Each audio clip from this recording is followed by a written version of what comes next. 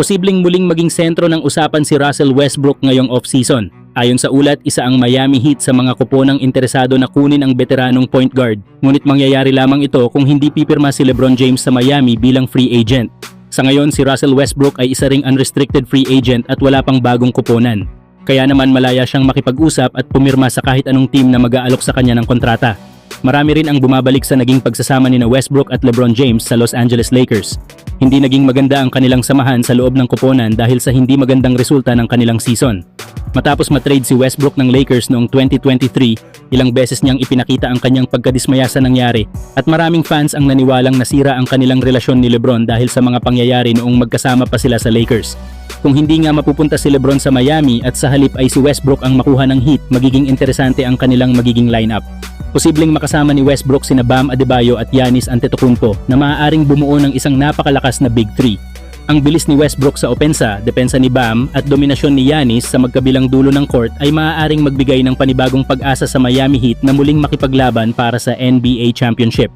Kayo mga idol, ano sa tingin ninyo? Mas bagay ba si Russell Westbrook sa Miami Heat kaysa kay LeBron James? Samantala malaki ang paniniwala ng maraming NBA fans na ito na ang pinakamagandang pagkakataon ni Luka Doncic upang tuluyang masungkit ang kauna-unahang NBA Most Valuable Player Award sa darating na season. Sa unang pagkakataon sa kanyang Lakers career, inaasahang iikot ang buong sistema ng koponan sa kanya. Kaya nasa kanyang mga kamay na ang pagkakataong patunayan sa lahat na siya ang tunay na MVP ng liga. Sa mga nakaraang taon, ilang analysts at maging ilang MVP voters ang madalas pumuna kay Luka dahil sa kanyang depensa. Kahit isa siya sa pinakamahusay na offensive player sa NBA, madalas sabihin ng kanyang mga kritiko na hindi sapat ang opensa upang maging karapat-dapat sa MVP.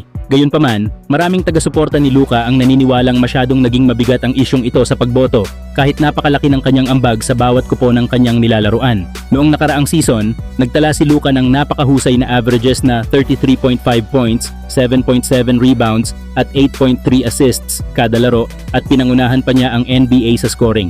Sa kabila nito, pang-apat lamang siya sa MVP voting sa likod ni Shai Gilgeous-Alexander, Nikola Jokic at Victor Wembanyama.